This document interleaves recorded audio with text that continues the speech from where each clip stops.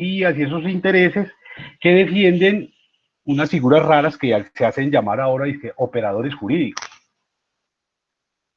Pues hay que pensar esa gente qué es lo que defiende, en qué se fundamentan, qué privilegios tienen. Y cuando ustedes hacen el acercamiento un poco a la realidad jurídica y política de un escenario como Colombia, entienden que ahí hay un problema serio. O sea, cuando ustedes piensan un poco en lo que significa esa figura abstracta, etérea, que llaman Congreso, la que usted le pagan como por respirar, será, y le pagan una millonada además, usted sí se tiene que hacer los cuestionamientos que por lo menos la teoría crítica del derecho se propone. Y un tercer asunto tiene que ver en esta teoría con discutir el conocimiento jurídico y la educación jurídica. Un poco lo que hacemos en este espacio. ¿Qué es lo que les están enseñando a los que se quieren formar como abogados, a los que quieren hacer parte de ese universo jurídico? ¿Desde dónde se lo están enseñando? ¿Por qué se lo están enseñando? ¿Y para qué se lo están enseñando? Digamos que esos tres escenarios son bien interesantes de pensarlos desde la teoría crítica del derecho, porque es a partir de esos fundamentos que vamos a ver que se consolidan para el caso de América Latina hacia la década del 90 del siglo pasado. Es desde ese escenario donde surgen, por ejemplo, los abogados populares, de abogados que estudian derecho y que ejercen con una visión absolutamente popular, social, comunitaria, colectiva, y que tienen como visión algo que por lo menos a mí me parece muy bello, y es el derecho como transformador de sociedades. Me parece que es muy lindo eso. Es decir, que el derecho es transformador de sociedades y no solo es la expresión del poder de quienes están en los cargos públicos o de quienes están en la rama judicial. Entonces, digamos que ese es la teoría crítica del derecho. Ahora, ¿eso de dónde salió? ¿Eso cómo sale? Eso tiene una historia, por lo menos para quienes nos gusta leer, hasta lo más de bonita, lo más de interesante, porque nos permite entender lo que ha pasado en los últimos 120 años. Porque tiene dos, qué raro, tiene dos orígenes, tiene dos padres, un padre y una madre. Alemania y Francia. En Alemania, digamos que empieza la primera manifestación como de reflexión en torno a lo que estamos viviendo o lo que se está viendo en ese momento, con una escuela que seguramente ustedes son expertos en eso, que es la escuela de Frankfurt, ¿cierto? La teoría crítica, la escuela de Frankfurt. Ustedes recordarán sus lecturas de Adorno, de Horkheimer, de Benjamin, con esa teoría crítica del derecho, con esa teoría crítica, lo que hay, bueno, más cercano en el tiempo para ustedes seguramente y más conocido, Habermas. Lo que hay allí es una lectura en clave de crítica, de cuestionamiento de la modernidad. Entonces esa teoría de la sociedad, esa crítica a la racionalidad que ellos van a hacer, porque la pregunta de ellos está basada en lo que acaba de suceder en la Primera Guerra Mundial. O sea, ¿cómo es posible que sociedades que se reclaman como vanguardistas, civilizadas, modernas, organizadas, letradas, cultas, propicien una masacre tan espantosa como la Primera Guerra Mundial? Y a partir de eso, la teoría crítica dice un momentico, aquí hay que parar un momento y revisar qué es esto que estamos haciendo. Y entonces van a tomar dos fuentes. Marx, uno, y Freud, dos. A partir de la lectura de Marx y de la lectura de Freud, se puede hacer una relectura de la sociedad. Bueno, pues, ¿cómo estamos siendo? ¿Por qué estamos siendo así? ¿Y para dónde vamos? Y entonces lo primero que van a hacer ellos es revisar esa industrialización que para ese momento, imagínense, para ese momento, ahora es peor, se estaba presentando y cómo en esa industrialización el ser humano desaparece. Porque lo que va a primar es la mercancía. ¿Cierto? Es el gran capital. Entonces el otro gran enemigo de ellos, en términos reflexivos, es el capitalismo. Venga, este capitalismo, ¿dónde pone al ser humano? ¿Qué lugar ocupa el ser humano en el marco de la industrialización y en el marco del capitalismo? Y ojo, porque estamos hablando de 1923, 1925, más o menos. Todavía eso se trata de un capitalismo incipiente, de una industrialización incipiente, pero ya ellos están diciendo, ojo, a eso hay que prestarle atención. Y entonces ellos toman como objeto de análisis la masa, el bulto, la muchedumbre, la multitud, que tradicionalmente ha sido ignorada y ha sido ignorada por las distintas disciplinas, por las distintas ciencias. Las distintas ciencias lo que piensan es en individuos, en una especie de héroes o en una especie de iconografía o de hagiografía, pero desconocen a la multitud. La teoría crítica lo que hace es, bueno, esa masa de dónde sale. De hecho, cuando ustedes tienen un libro maravilloso como La Revolución de las Masas, Ortega y Gasset, logran, logran entender un poco por qué esa pregunta por las masas, dónde están. Y allí podría hacerles una invitación que puede resultar hasta muy tentadora para estos días de cuarentena. Pues habría que leer a Frankenstein, ¿cierto? A Mary Shelley. Habría que leer a Drácula de Bram Stoker. Porque allí lo que nos están presentando son las grandes preocupaciones que después Adorno, Horkheimer, Benjamin, Habermas van a tener. Y es, bueno, con esta industria, con este conocimiento racional, con esta industrialización y con este capitalismo, ¿dónde queda el ser humano? Piensen ustedes en la soledad espantosa que tiene Drácula, ¿cierto? O en ese abandono del mundo que tiene Frankenstein, que no es más que el resultado de la aplicación de los saberes científicos sin reflexión humana sobre lo humano, sobre el humanismo, sobre la filosofía. Simplemente el saber por el saber. Entonces allí yo creo que esas primeras puntadas que nos da la teoría crítica son fundamentales. Entonces ellos van a criticar el iluminismo, la industria capitalista, la modernidad, la industria, todo eso hay que revisarlo. Ojo, ellos no quieren anular eso, ellos no quieren acabar eso. Ellos quieren es que los revisemos. Hey, ¿cuál es el lugar que ese tipo de saberes, que ese tipo de instituciones están ocupando en nuestra vida?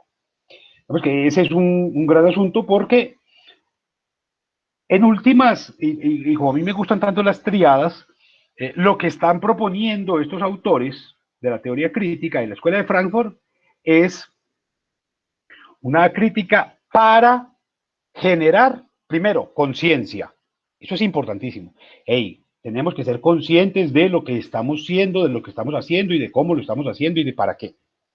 Segundo, una teoría crítica para la resistencia. Y eso es importantísimo. Y tercero, una teoría crítica para la emancipación. Y ahí es donde vamos a encontrar el hilo conductor que nos une con la teoría crítica aquí en América Latina. Como esto está aprendiendo en Alemania. Pero Alemania en este momento, 1923-25, es una nación apenas recién fundada, tiene en ese momento 45 años de fundada. O sea, apenas se está constituyendo como nación y ya es una tremenda potencia, tiene una fuerza filosófica, musical, cultural, artística, pero sobre todo militar, se está constituyendo en ese momento para poderse enfrentar después en la Segunda Guerra Mundial, supremamente espantosa, eso genera espanto. Digamos que ese es el primer asunto, digamos, el primer antecedente de esa teoría crítica. La segunda, teoría crítica del derecho. La segunda base, el otro padre, la madre, podríamos pensar, es Francia. Y Francia genera lo que se conoció como una teoría crítica postmoderna. Postmoderna. Y allí ustedes van a encontrar a Deleuze, por ejemplo, Gilles Deleuze, a Guattari, a Maffesoli. Y se trata de una defensa totalmente postestructuralista. Es muy bello pensarlo porque son postestructuralistas ellos. Es decir, tienen una lectura. Uy, yo no la conocía. Eh, eh, es una lectura muy rara porque ellos no están buscando la emancipación, no, sino que están procurando la destrucción, la deconstrucción. Es decir,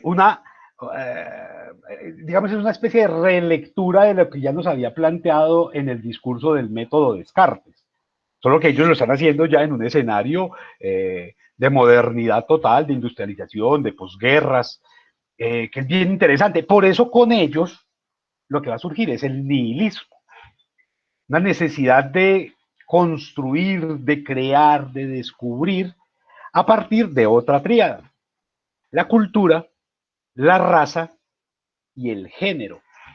Esos tres asuntos van a ser fundamentales en esa crítica posmodernista que nos plantean Deleuze, Guattari, Maffesol. Bueno, en ese mismo marco uno podría pensar a alguien como Michel Foucault, que hoy está en boca de todo el mundo por asuntos que no tienen nada que ver con su pensamiento, eh, y podría pensar a muchos otros.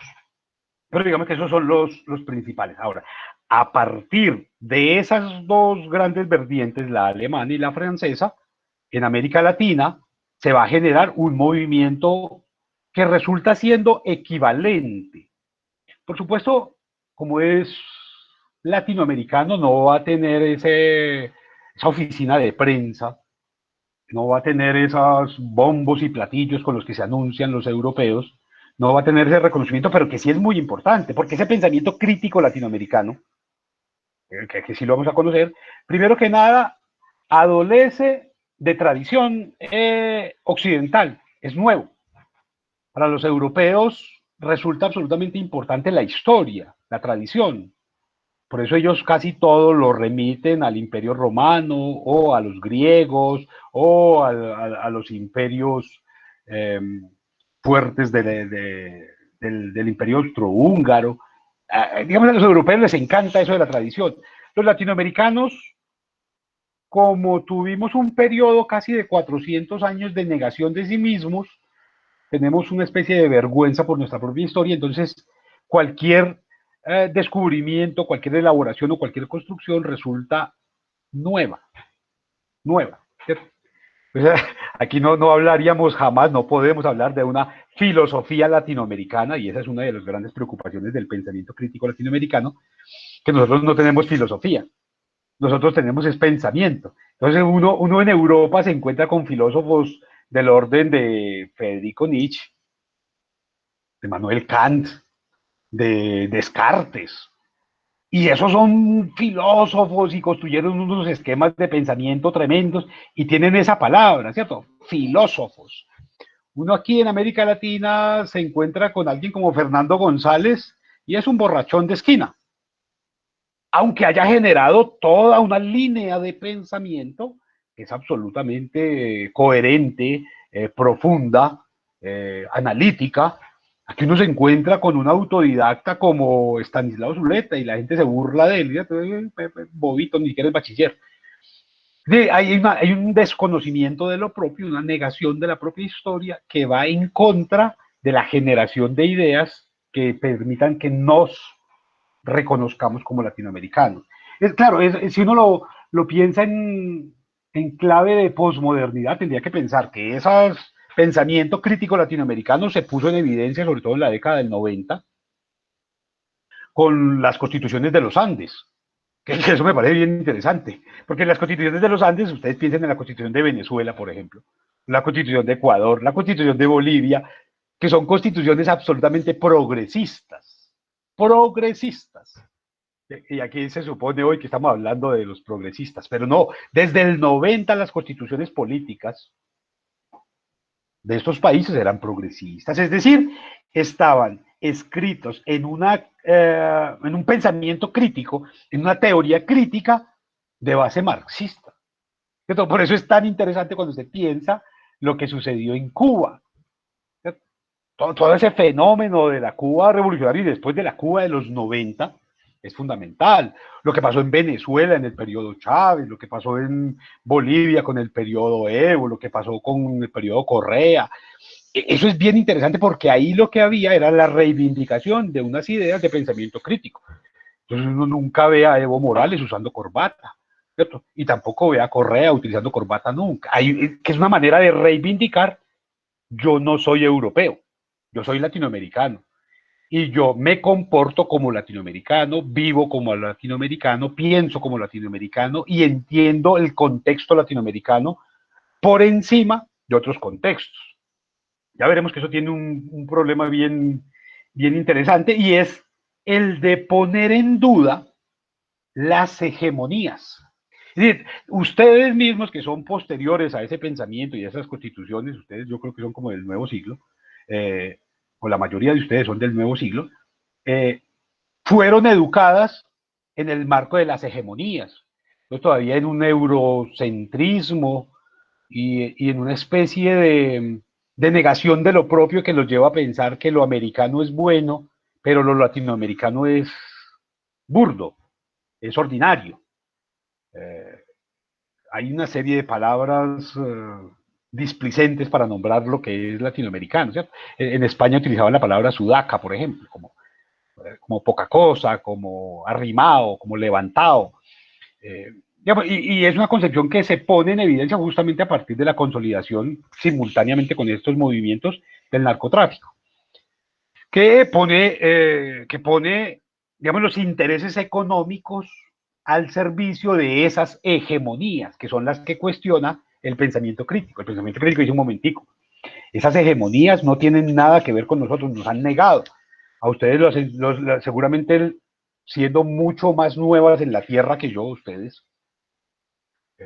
le siguieron presentando a Cristóbal Colón como tremendo héroe, es un superhéroe, un canijo ladrón, violador de indias, pero se lo presenta como un héroe. Ustedes siguen adorando todavía, en el caso de Antioquia, a un miserable como Robledo, ¿cierto? Que lo único que hizo fue robarle a Belalcázar, que ya le había robado a Pizarro, que ya le había robado a la corona, y entonces es un ladrón de ladrones de ladrones. Y sin embargo se lo siguen presentando como los grandes íconos. Y el año pasado justamente se veían muchos movimientos de estos de pensamiento crítico que dicen, no, un momentico, hay que revisar la historia y hay que tumbar esos ídolos que han sido unos pillos, que han sido unos malandrines, y reivindicar lo indígena, porque lo indígena está en los platos, lo indígena está en la ropa, está en el espejo, cuando uno se mira y aparece, pues miren esta nariz, miren esta frente, pues esta vaina no es europea, es más indígena que cualquier cosa. Entonces uno sí tiene que aprender a reconocerse y reconocerse sin pena ni vergüenza. ¿Cierto? Yo no me voy a pintar el pelo de amarillo para que crean que soy más bonito, más blanco. El pelo mío, es la nariz mía, yo no me la voy a operar, yo no me voy a hacer blanqueamiento dental, ni me voy a hacer un despercubrimiento de axilas, que para parecer más blanco. Y ahí se ponen en evidencia esas prácticas hegemónicas que nos han vendido, por ejemplo, desde la estética, que es lo bello y que no lo es. ¿Cierto? Y por qué usted tiene que hacerse lipoescultura y tiene que elevar su estatura mucho más allá de lo que es, y tiene que sacarse una cantidad de cosas que son naturales en usted para poder parecerse a otros. Esas son las hegemonías que el pensamiento crítico intenta develar para tratar de superarlas en la aceptación del contexto y en la reivindicación de fórmulas propias de existencia. Eso va a dar con teorías muy bellas, como vamos a ir mirando en adelante. Pero digamos que lo primero es eso, es ir en contra de las hegemonías, ¿cierto? Y sobre todo reivindicar los nuevos sujetos. Ahora, los nuevos sujetos no son nuevos. Los nuevos sujetos son más viejos que los que les ponen el nombre de nuevos sujetos, porque estamos hablando de los indios, los indígenas. Los indígenas empiezan a ser sujetos a partir del 90. Antes del 90 no existían los indígenas, imagínense, porque se supone que con la llegada de Colón a ellos les dio pena y se escondieron. Entonces ustedes cuando ven historia, entonces los indígenas salieron como bobitos a aplaudirle a Colón y a regalarles mujeres, joyas y comida, y se desaparecieron. Y luego vuelven a aparecer en la Constitución del 91. O sea, aquí durante toda esa época que se llama la conquista y la colonia, no existieron los indígenas. Porque la Constitución del 86 los habían negado. Colombia es una nación blanca, católica y prohispánica. No existían los indígenas. Pero en el 90 aparecen otra vez los indígenas y aparecen como nuevos sujetos, aunque si ustedes se dan cuenta, hace un par de meses, la comunidad internacional legitimó, nos hicieron el favor por fin, de legitimar que esas piedras pintadas que hay en Chiribiquete son más antiguas que cualquier otra manifestación de humanidad que haya sobre la faz de la Tierra. Es decir, que esta Tierra es mucho más antigua que Europa, tiene más cultura que Europa, tiene muchas más tradiciones, pero seguimos creyendo que, no, que para conocer la historia tenemos que irnos a Roma a visitar el Coliseo, que tenemos que ir a ver la Torre Infiel y los Campos Elíseos para sentirnos cultos, porque ir a visitar a esos indígenas del Guaviare, del Guainía y del Bichada, eso es muy poca cosa para nosotros, que lo importante es irnos para Francia, ¿cierto? Ir allá a que lo maltraten a uno en el aeropuerto. Entonces digamos que esos nuevos sujetos aparecen con el pensamiento crítico latinoamericano. Los negros, ellos se hacen llamar de una manera rara, es que afrodescendientes, los indígenas, y un fenómeno rarísimo, una cosa extraña, yo todavía no he logrado encontrar en la red de dónde apareció eso, pero unos sujetos extrañísimos, las mujeres. No existían antes. No existían antes las mujeres. No tenían derecho a nada. Los que son de género masculino les hacían el favor de pagarles cualquier miseria por el trabajo que hicieron. Pero no existían como sujetos políticos. Se les había concedido algunas cosas, como el voto, por ejemplo, en Colombia lo hizo Rojas Pinilla para garantizarse el acceso al poder. Pero no tenían derecho a nada. De hecho, las mujeres todavía hoy le preguntan al novio, al papá, a la mamá, al hermano, venga, ¿por quién voto? Todavía lo siguen haciendo, eso es bobada. Ay, yo voto por el más lindo. Hagan el ejercicio, vayan y censen quiénes son las que andan detrás del fajardo ese. Puras mujeres, ay, es que es tan lindo. Ay, es un tipo tan sexy. No me importa que haya matado gente por allá en Hidroituango, no me importa que haya enterrado las evidencias de los asesinatos del señor Ubérrimo, no me importa. Es muy lindo. La belleza le perdona todo. Piensen ustedes por qué Pastrana fue presidente. Pues porque era bonito, a comparación con los otros candidatos. Piensen ustedes por qué los últimos alcaldes de Bogotá, de Medellín, utilizan el mismo peinadito, la misma camisa, el mismo blue jean, la misma nariz y el mismo odontólogo. Todos van donde Marlon Becerra. Porque tiene que ganarse el voto de las mujeres sometidas y sujetas a que el novio, el papá y el hermano les diga por quién tiene que votar. Y aún así siguen abogando por feminismos y mujerismos y una cantidad de movimientos, cuando en realidad se dejan llevar y siguen comprando los discos de Maluma. ¿Por qué Maluma es Maluma? Sino porque las mujeres compran el disco de él. ¿Y él qué dice de las mujeres? Ahí es donde está el nuevo pensamiento latinoamericano. Venga, revisémonos un poquito, hombre. Claro, esto no es nuevo, esto ya en México, por ejemplo, se había hecho desde muy temprano. Si ustedes ven la obra de Diego Rivera en sus murales, en su obra artística muralista, lo que reivindica es al mexicano. Y cuando él quiere poner en evidencia la grandeza, la magnificencia de un ser humano, pinta a un mexicano, a un indígena, no a un mariachi, a un indígena. Ya en Diego Rivera estaba esa necesidad, ese llamado a que tuviésemos un pensamiento propio en contra de las hegemonías y reivindicando nuestro propio contexto. Entonces, esa teoría crítica es, si se quiere, una teoría crítica de las alteridades, no de la hegemonía, de las alteridades. Es decir, vamos a reconocernos como diferentes. ¿Cierto? Y entonces aquí en América Latina somos más bajitos, somos más negritos, somos más corpulentos, somos más fuertes, somos distintos a esos blancos. Y esos blancos pues tienen su propia historia, claro, y tienen tradiciones maravillosas y han hecho inventos geniales, pero ellos han respondido a su propio contexto, y nosotros al nuestro. Y es un poco el llamado que van a hacer esas formas de pensamiento que nos vinculan necesariamente con lo que nos interesa como formas de la alteridad, formas del pensamiento crítico. Ahora, esos nuevos sujetos se presentan siempre como emergentes y como recién aparecidos, como novedosos.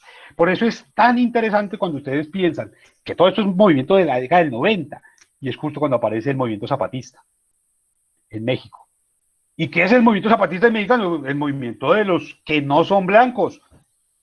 Estos son los indígenas de Chiapas diciendo un momentico, los blancos están estableciendo un modelo cultural que tiene un traslape hacia lo económico y en lo económico nos aplican un tratado de libre comercio, pues que es criminal contra nosotros, ¿cierto? Y por eso el subcomandante Marcos decía tan claramente, vea, para los blancos el que no es cliente es delincuente.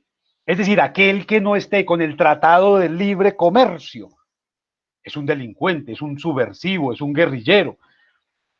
Y entonces todos esos movimientos de reivindicación nacionalista como el movimiento zapatista son resultado del pensamiento crítico latinoamericano que defiende las alteridades, las diferencias, la inclusión y los nuevos sujetos. Como una, si se quiere, ustedes hacen como hace History Channel, que todo lo que sea latinoamericano o que no sea europeo lo resuelve por la vía de los alienígenas ancestrales. Entonces los indígenas eran bobos y no sabían construir pirámides, tuvieron que venir los extraterrestres a construirlas. Pero en cambio los europeos sí fueron capaces de construir edificios y capillas, catedrales y parques y cosas así. Pero cualquier cosa que haya sucedido en África o que haya sucedido en América o en Asia, la hicieron los extraterrestres, alienígenas ancestrales. Y hay un desconocimiento de las capacidades humanas, intelectivas que puedan tener los seres humanos no nacidos en Europa, que es aberrante, que es absolutamente insultante. Ustedes ven un canal como History o como Discovery, y eso es lo que pasa toda hora. Las pirámides de Chichen Itza la hicieron los extraterrestres. ¿Cierto? Las pinturas de Chiribiquete las hicieron los extraterrestres. El salto del Tequendama, eso fue un mago, el mago ese Gondor, que vino y con la varita mágica rompió eso y lo hizo. Y todo lo convierten ellos en actos de magia porque no son capaces de reconocer la capacidad crítica, propositiva, intelectiva de América Latina. Entonces, esos nuevos sujetos, digamos que en Europa se pensaron, por supuesto, y en Estados Unidos se pensaron. Si ustedes leen la obra de Agnes Heller, todo el tiempo nos está hablando de las alteridades, de las necesidades. Imagínense, tenemos que esperar a que venga Agnes Heller a decirnos cuál es la teoría de las necesidades. ¿Cómo así? Aquí es que no las hemos sentido, que no somos capaces de pensarlas, ¿o qué? Las hemos pensado, las hemos hablado, las hemos sentido, las hemos vivido, pero solo cuando viene un teórico europeo podemos empezar a entenderlas. Ah, sí, en las universidades ya se puede hablar de necesidades porque ya tenemos un teórico europeo que nos habla de las necesidades. Para hablar de la teoría de justicia, entonces tenemos que esperar a que un europeo hable de la teoría de la justicia para poder entenderla aquí. Entonces, digamos que ahí hay un asunto que es bien interesante porque pone en vinculación los sujetos con las necesidades. Es decir, que solo existimos como latinoamericanos en la medida en que tengamos necesidades. Este pueblo necesita una represa, este pueblo necesita una carretera, este pueblo necesita un canal interoceánico. Y ahí empezamos a existir. No existimos como seres humanos, sino como una necesidad que pone en funcionamiento el andamiaje económico, estructural, ingenieril, político de los Estados Unidos o de Europa. Entonces, ahí hay un asunto que es muy interesante porque solo vamos a funcionar a partir de obras de arquitectura o de obras estructurales, de carreteras, de vías, o para venderles porque necesitan carros, necesitan llantas, necesitan combustible, necesitan aceite, necesitan camisas, necesitan sombreros, necesitan. En un menor orden, porque somos proveedores de. Y allí tendríamos que entendernos entonces como proveedores. Y a mí me gustaría que ustedes hicieran el ejercicio de intentar pensar cómo en América Latina nunca se ha producido nada, nada, nada para América Latina. Todo lo que se ha producido para Europa o para Norteamérica. Entonces, que vamos a producir oro. ¿Y eso para quién es? No es para nosotros. Eso es para allá. ¿cierto? Bueno, que vamos a producir petróleo y eso es para nosotros. No, eso es para allá. Vamos a producir café. No, el café se produce es para exportar. Vamos a producir banano para exportar. Vamos a producir flores para exportar. Vamos a producir arroz para exportar. Todo lo que vamos a producir coca, pues, para exportar. Todo lo que se hace aquí, todo lo que se crea, todo lo que se diseña, no es para nosotros, aunque se haga aquí, con elementos de aquí, con materiales de aquí, con manos de aquí, con sangre de aquí, con sudor de aquí, con lágrimas de aquí, sino que se hace para exportar, y para exportar baratico, eso sí. Ahora la selva, la estamos tumbando, ¿para nosotros? No, para ellos son los que se llevan los palos. A nosotros nos queda el hueco, la deforestación. Aquí dejamos de sembrar comida para sembrar arracacha, para poder sacar etanol, para poder exportar etanol.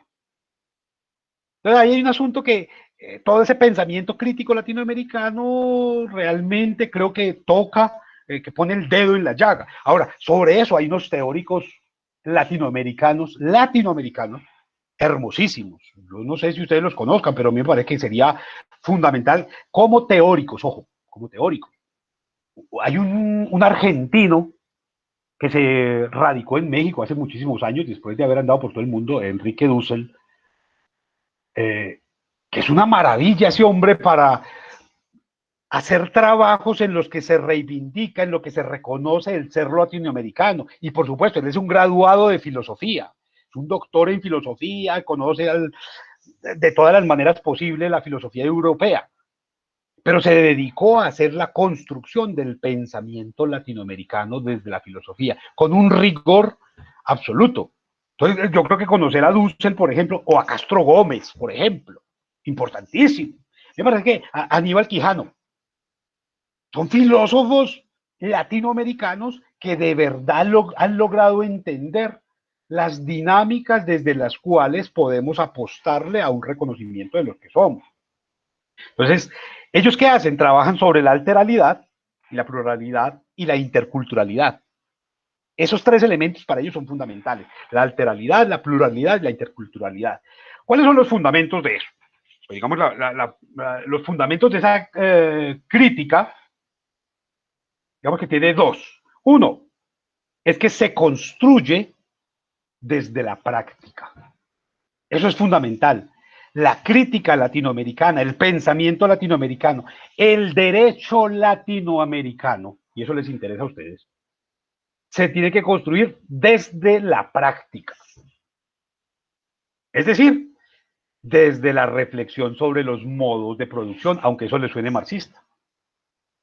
Desde la dependencia constante que tenemos de. Siempre usted necesita escribir un documento, y eso ¿quién lo dijo? Cítelo siguiendo Norma Zappa. ¿Cierto? Y todo es dependencia de. ¿Cierto? ¿Y usted es esposa de quién? ¿Es hijo de quién? ¿Es miembro de quién? ¿De qué partido? Hay una dependencia y una teoría de la dependencia que es importantísimo pensarla, porque no solamente funciona en lo político, en lo cultural, en lo económico, en lo convencional, sino cada vez que usted se va a comprar una camisa, ¿qué hace? Se lleva un amigo o una amiga. Ay, venga para que me diga si me queda bonito o no. Teoría de la dependencia. Hasta en escenarios le sirven un café y no le gustó que no me dijo. Está dependiendo del juicio de otro.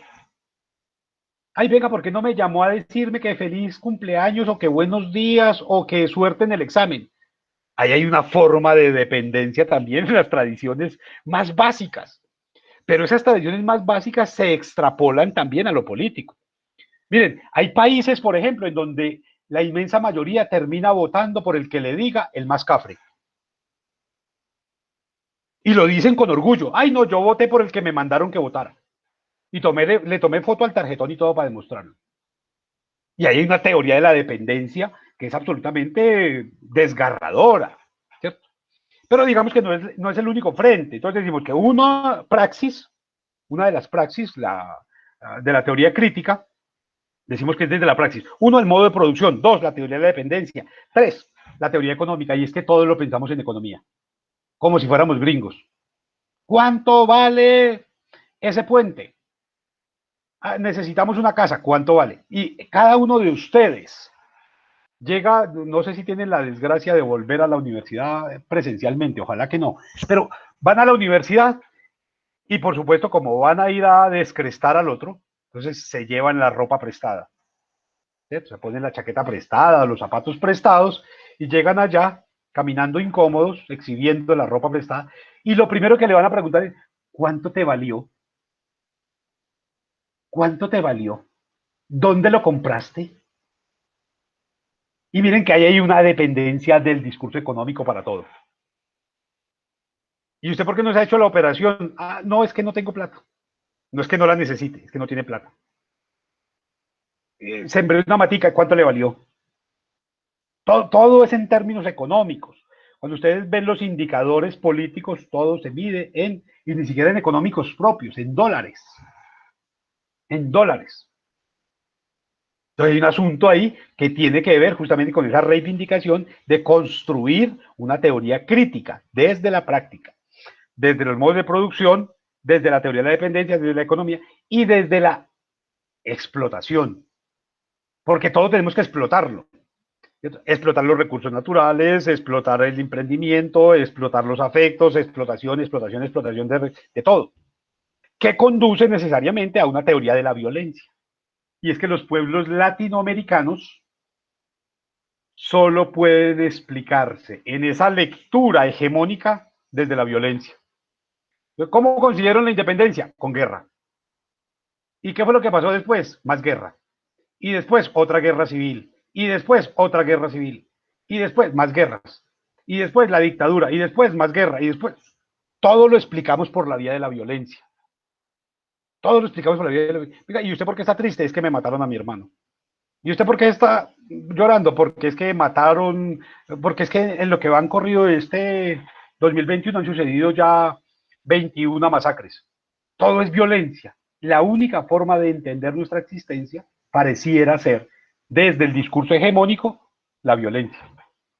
De hecho, eso es muy interesante porque cuando ustedes piensan la historia, por lo menos la historia moderna de esta cosa que llaman Colombia, hay un periodo que sucede a partir de 1948 y que se supone que está todavía hasta hoy, que lo llaman la violencia, con mayúscula. Ah, no, es que en el periodo de la violencia, y ya todo el mundo, la violencia, claro, la violencia, claro.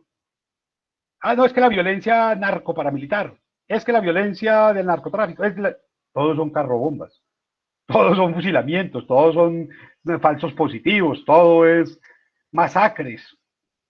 Pero carajo, no hay otra forma de entendernos, no podemos escribir una historia nacional en clave de cultura, en clave de tradiciones, en clave de pueblos, en clave de mujeres o de niños. No todo es violencia. Y cuando ustedes empiezan a ver, intenten leer cualquier libro de historia y es una sucesión de guerras, de violencias y de agresiones. Y no solamente para este país, sino para cualquier país de América Latina. Entonces, el pensamiento o esa necesidad que nos plantea la crítica, el pensamiento crítico latinoamericano es la necesidad de construir desde la revisión, por lo menos, de esos asuntos. Bueno, eso en la materialización, en la materialidad. Pero también hay una necesidad de reconstruir desde la epistemología, desde las representaciones. ¿Y eso cómo traduce? Pues que usted tiene necesariamente que empezar a transformar las lecturas que hace desde la sociología, desde la historia, desde la antropología, desde la teología, pero sobre todo desde el derecho. Si usted no empieza a transformar por ahí, no va a cambiar nada. Claro, los experimentos ya se han hecho y han funcionado totalmente.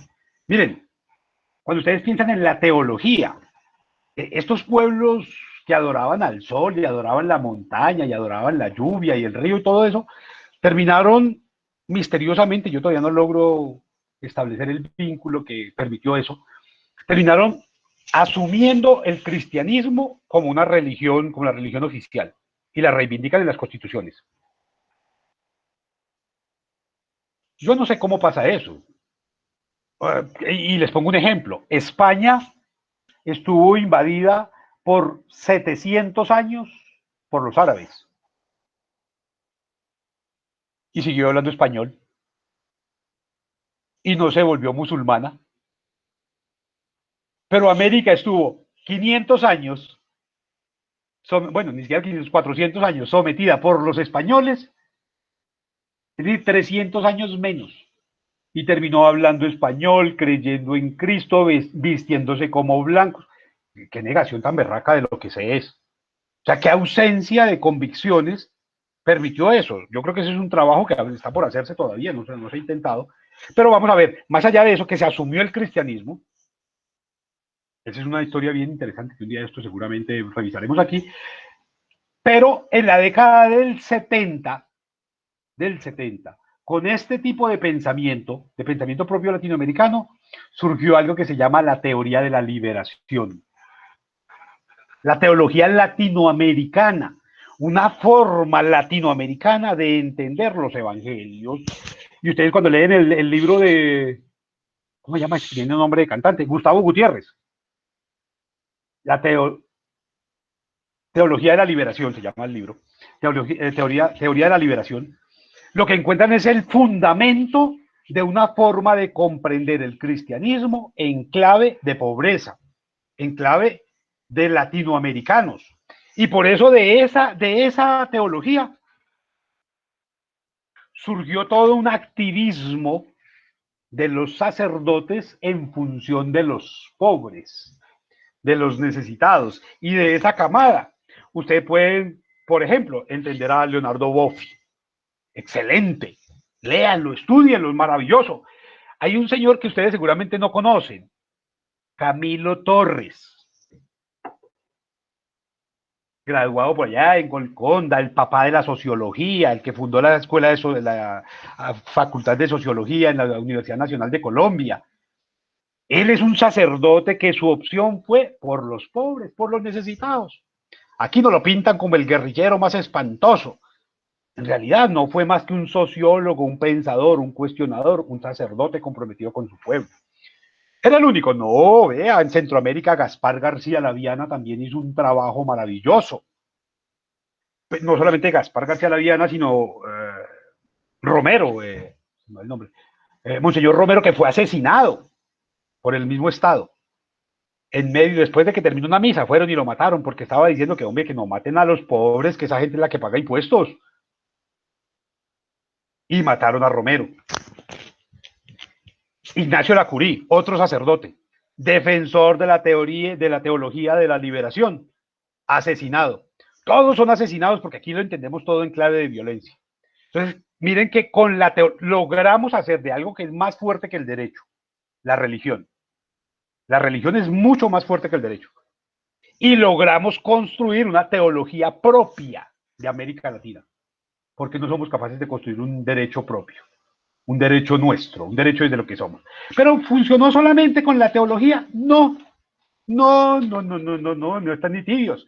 Vean, si ustedes se van a ver, la filosofía de la liberación, que surge simultáneamente, esa filosofía de la liberación o filosofía periférica, ya le señalé a Dussel, que es el argentino, pero Ceruti, por ejemplo, en Argentina también, maravilloso, filósofo maravilloso que se la pasa pensando como latinoamericano desde latinoamericano.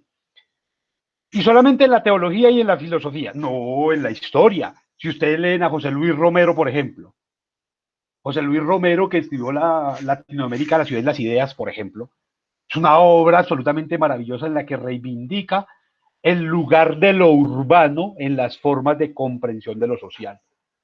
José Luis Romero es el gran maestro de la historia latinoamericana y no la está pensando desde Europa, aunque previamente escribió historia europea.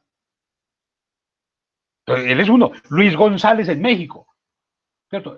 Descubrió una manera maravillosa de estudiar la historia a partir de lo que él llama la microhistoria, la historia del barrio, la historia del pueblo, la historia de la iglesia, la historia de la lechería, la historia de la finca.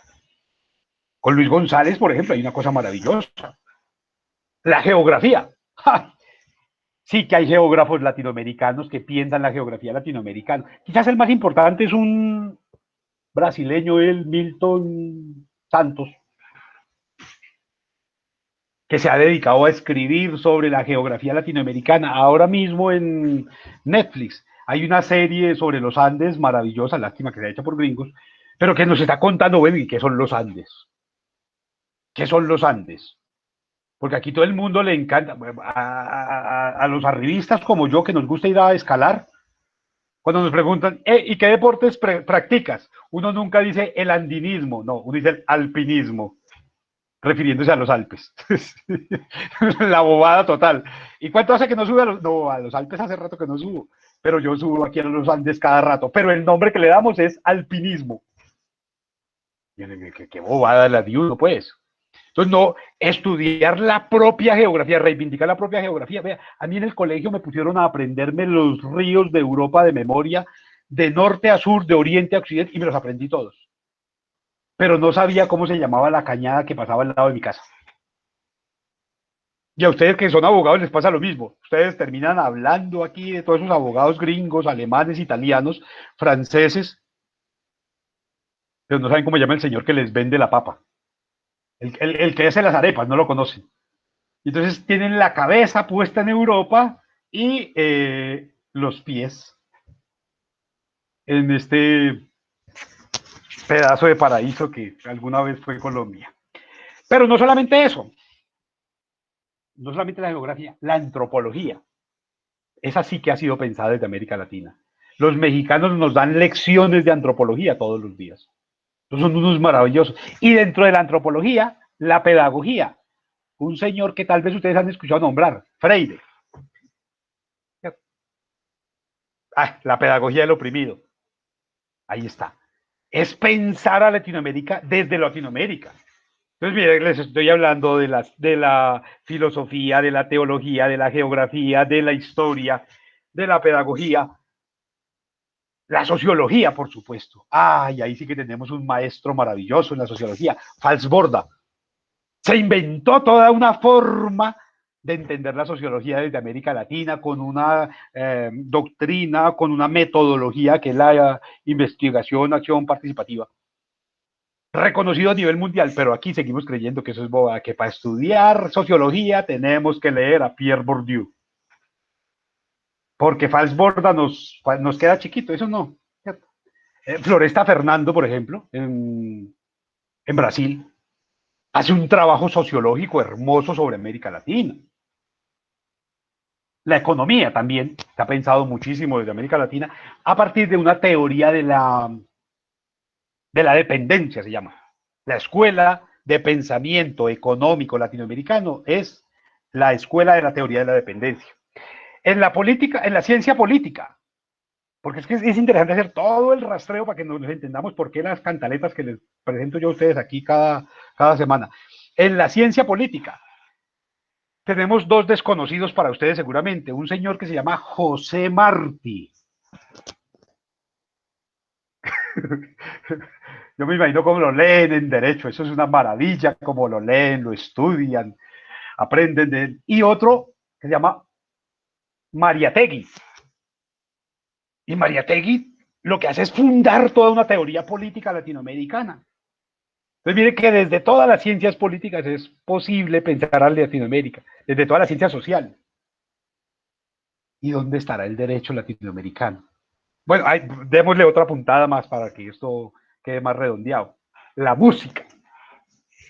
Tradicionalmente la música ha sido un escenario muy europeo y muy anglosajón, y sin embargo Latinoamérica tiene una música absolutamente bellísima propia, que supera, por supuesto, eso que llaman música andina, esa música de charango y de quenas, muy indígena. No, hacia la década del 60 y 70 surgió una música latinoamericana que nadie puede desconocer. Entonces usted piensa, venga, ¿y quién es ese tal Víctor Jara? ¿Y quién es esa Violeta Parra, por ejemplo? Música latinoamericana, con un contenido político absolutamente abismal. El tal Silvio Rodríguez y el tal Pablo Milanés. ¿A quién de ustedes no le han robado picos y no le han intentado seducir el alma a punta de Silvio Rodríguez? Y eso es música latinoamericana. Es decir, podemos crear hasta música propia latinoamericana. Que eso es supremamente... Bueno, aquí en Colombia hubo unos que llamaban Ana y Jaime. Todavía se escuchan por ahí de vez en cuando. música latinoamericana, vea. Y se acabaron, no, esos duraron hasta la década del 80. En el 80, a finales del 80, surgieron unos absolutamente maravillosos que se llamaban Los Prisioneros de Chile. ¿Por qué no se van del país? Si tu apellido no es González ni Tapias. ¿Cierto? Profe, y acá en Colombia no solo Ana y Jaime, Ah, no, por supuesto. eh, Iván y Lucía. Pablo Iván y Gallinazo, Lucía, Jackie Candru, por ejemplo. Jorge Claro, entonces, López. por supuesto, hay muchísimo. Yo simplemente voy marcando un camino que seguramente ustedes van a ir complementando. Pero que lo que nos va mostrando es que como latinoamericanos sí hemos sido capaces de generar desde las distintas áreas de lo humano, de lo social, de lo político, de lo económico, de lo cultural, de lo académico, movimientos absolutamente fuertes. Un movimiento como el del rock en español, por ejemplo. ¿Cómo desconocer el poder que tiene Soda Stereo? O que tuvo, bueno, aquí en Colombia también hubo movimientos de rock en español mucho menos fuertes quizás, pero no menos importantes, como esta señora Echeverry, Andrea Echeverry. Pues, si ustedes no han escuchado las letras de esa mujer, eso es una cosa tremenda. O sea, y el reconocimiento que hay de su obra a nivel mundial es importantísimo. O sea, uno no puede negar eso. Y quizás el punto con el que podríamos ir cerrando esta ronda para centrarnos un momento en el derecho, nuevamente volver a la teoría crítica del derecho, la literatura, el teatro, el cine. Hemos creado como latinoamericanos un cine desde España hasta Argentina, pasando inclusive por el mismo Sergio Cabrera aquí en Colombia, que nos habla de un cine totalmente latinoamericano. Ustedes tienen la oportunidad maravillosa de ver la estrategia del caracol o águilas no cazan moscas. Y uno dice, caramba, sí tenemos cine. Aunque ahora la reforma tributaria está pensando en acabarlo, eliminando lo que antes fue cine. Pero tenemos cine. A nivel latinoamericano, el cine argentino, importantísimo. El cine mexicano no tiene par en el mundo para hacer denuncias, para hacer protesta, para, para mostrar realidades propias. Entonces allí en el cine encontramos, y en la poesía, ¿qué me dicen ustedes pues en la literatura? Desde el tal boom latinoamericano, ¿cierto? Desde ese tal Pablo Neruda, desde ese tal Benedetti, exiliado precisamente por sus posturas políticas, Juan Carlos Onetti, el mismo Galeano con sus venas abiertas de América Latina, un tal, ustedes no lo conocerán tal vez, un tal García Márquez, quizás el retratista más exacto de lo que es América Latina, él, un tal Octavio Paz, un tal Carlos Fuentes. Y entonces uno dice, caramba, tenemos como latinoamericanos toda una tradición y todo el mundo la desconoce. Entonces yo quisiera ver cómo ustedes en el derecho se aprovechan de todo este universo que yo aquí les marco a punta de pinceladas para propiciar unas reflexiones en torno al derecho latinoamericano propio, el nuestro, no el copiado, no. Pues vamos viendo entonces el teatro del oprimido, importante. En el teatro tenemos, bueno, llegamos a tener el festival iberoamericano de teatro más importante a nivel mundial durante casi 20 años. Hasta que, hasta que vino algún Uribe por ahí y lo prohibió. De esas cosas raras que pasan, que le parecía que era muy castrochavista. En la literatura, bueno, un señor que se llama Ernesto Sábato, yo no sé si lo han leído alguna vez. Un señor que se graduó de física pura en la universidad, que ejerció como físico y que en los tiempos libres se le daba por escribir novelas maravillosas, como El Túnel, por ejemplo. Cosas tan increíbles como Sábato, como Jorge Amado en Brasil, el autor de Doña Flor y sus dos maridos, o como Gabriela Clavo y Canela, por ejemplo. Este señor que acaba de cumplir años, ¿cómo se llama? Que vive ahora en España, arrepentido de ser latinoamericano, que era muy amigo de García Márquez, tiene una obra sobre la ciudad de los perros. ¿Cómo se llama? Peruano. Acaba de cumplir años la semana pasada. Me va el nombre ahora mismo. Por algo será. Ya me acordaré. Carpentier. Alejo Carpentier, por ejemplo, cómo nos retrata como latinoamericanos, como Caribe, el mundo Caribe, como Carpentier lo pinta. Rubén Darío en Nicaragua, creador del modernismo latinoamericano. Entonces lo que tenemos es una literatura poderosísima. Y el derecho.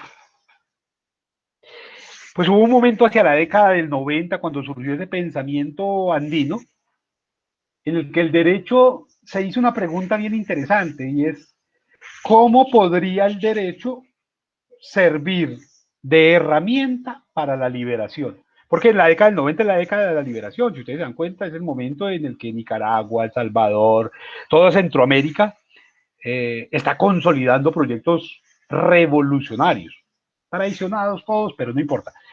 Pero ahí hay una pregunta, ¿cómo hacer del derecho una herramienta para la liberación? Y entonces allí la respuesta es muy interesante porque se acude otra vez a Europa a través de los movimientos de contracultura. ¿Cierto? Esos movimientos de jóvenes que en la década del 60 se opusieron a la tradicional forma de educación, a la tradicional música, a la tradicional forma de vestido, a las tradicionales prácticas sociales. Y en esa contracultura el derecho va a encontrar unas formas bien interesantes, porque esa contracultura tiene dos representantes maravillosos. Un señor que aquí lo llamaríamos Juan Pablo Sartre, Jean-Paul Sartre, y su señora y amada esposa, la señorita Bois. Ellos dos dan las luces intelectuales para transformar el derecho. Claro, cuando ustedes los leyeron a ellos, ustedes entendieron, claro, es aquí, este es el punto de no retorno, dirían algunos por ahí, el punto de inflexión. A partir de la literatura de Sartre, de las ideas de Sartre, de esa, ¿cómo es el postulado de él? El hombre es un intermedio entre la nada y la nada, porque antes de nacer no somos nada y después de morir no somos nada.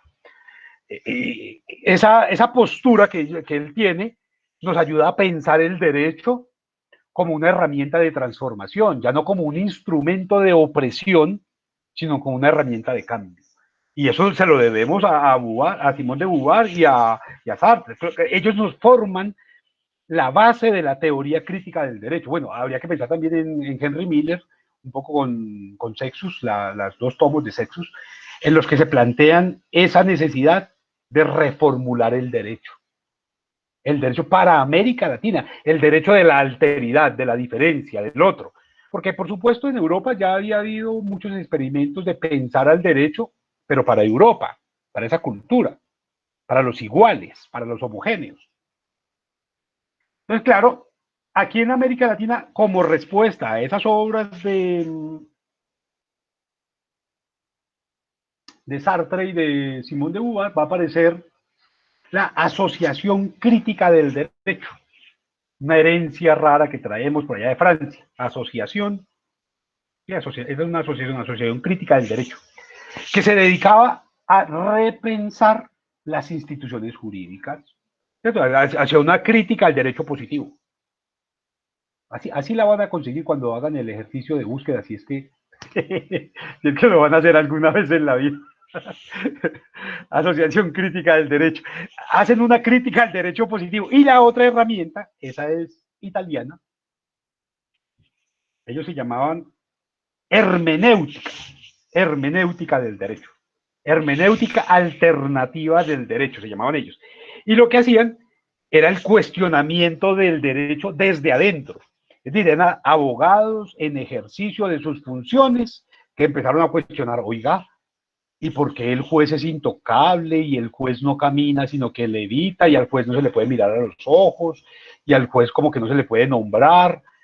Y entonces empiezan a hacer una crítica, una hermenéutica crítica del derecho desde adentro, desde adentro. Por supuesto, eso tiene unos lugares de conversión hacia lo latinoamericano que son muy interesantes. Aparecen sobre todo en México. En México aparece el primero que intenta reivindicar los movimientos indígenas, los movimientos de autonomía, los movimientos afrodescendientes en México. Y quién lo creyera, lo que son las sorpresas. En Colombia apareció uno. En Bogotá se creó una, en esa época se llamaban ONGs, ahora se llaman cunas de mamertos, de castrochavismo los llaman. Una ONG que se llamaba ILSA, ILSA, Instituto de Servicios Legales Alternativos, ILSA, así se llamaba. Y esa ONG empezó a hacer una cosa rarísima para la década del 90.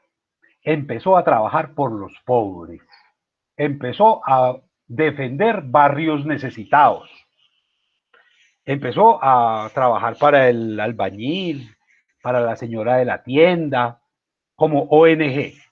Por eso eran servicios jurídicos alternativos, porque era para los que no podían pagarlo. Entonces, allí hay un experimento muy bello que nos permite pensar que efectivamente hay unos pensadores del derecho también en Latinoamérica que, aunque son marginales, han intentado tomar nuestro propio contexto y convertirlo en objeto de reflexión y de construcción y de propuestas.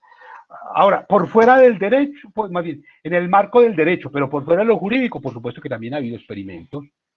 Yo les hago la invitación siempre a que piensen quiénes son los escritores colombianos más importantes en términos del impacto social que causan. Y los tres tienen formación de abogados. García Márquez, estudió Derecho en la Nacional. William William Ospina, Ospina, y Darío Jaramillo Agudelo, se Darío graduó de Derecho Jaramillo. también. Y ahí tienen ustedes, o sea, si es posible, o sea, el estudiar Derecho no le acaba el cerebro a uno, no lo convierte necesariamente en una especie como de autómata obediente, sino que también cuando se genera la conciencia de lo social, permite abrir ventanas de pensamiento para entendernos, para realizar propuestas, para asumir que vivimos en lo humano. Entonces, estas teorías críticas, como las vengo planteando,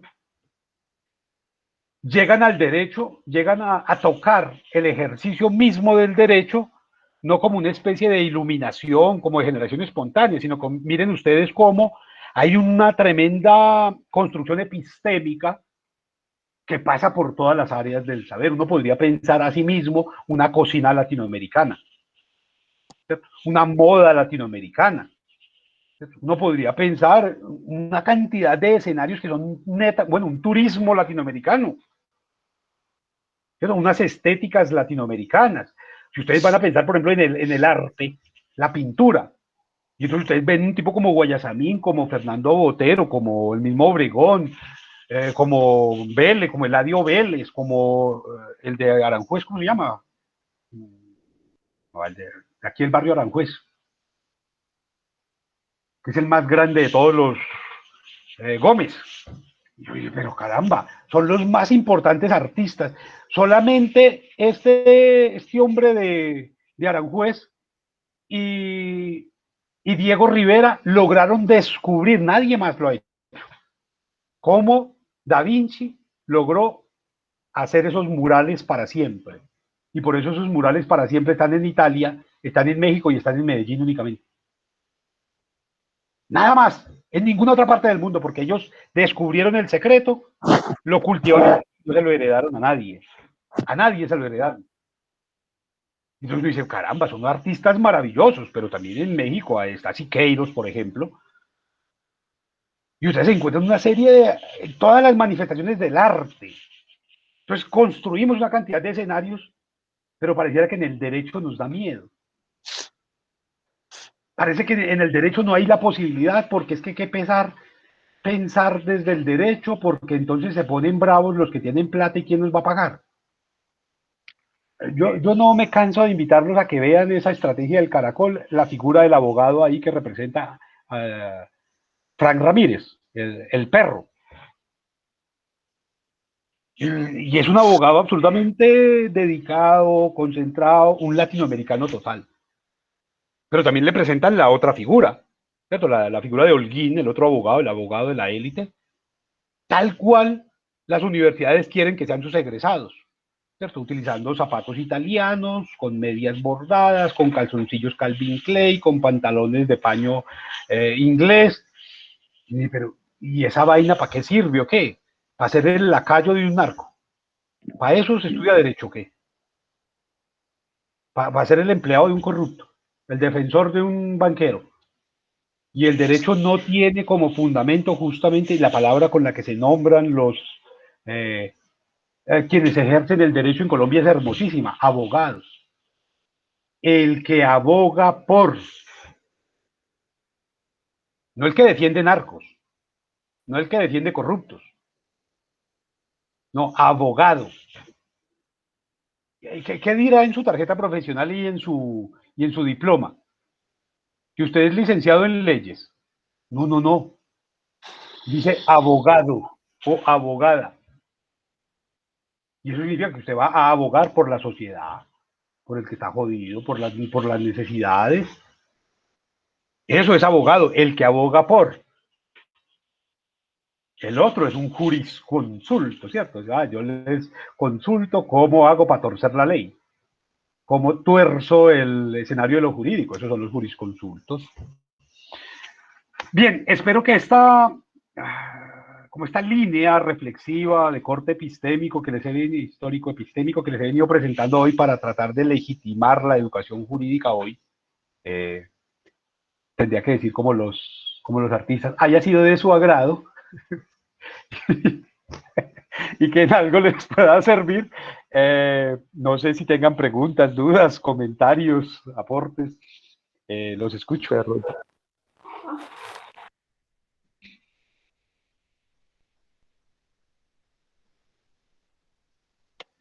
Profe, como pues, de lo que usted preguntaba ahora, el, el, el, el escritor del peruano es Mario Vargas Llosa. Llosa, Él escribió Vargas La ciudad Llosa. y los perros. Exacto. Sí, y escribió un libro maravilloso sobre la historia del Brasil, que es una recuperación de todas esas tradiciones de los bandeirantes, casi hasta mediados del siglo XX, hermosísima también. Vargas Llosa, así se llama. Gracias por esa memoria que me acaba de prestar. Sí, sí, sí. Vargas Llosa.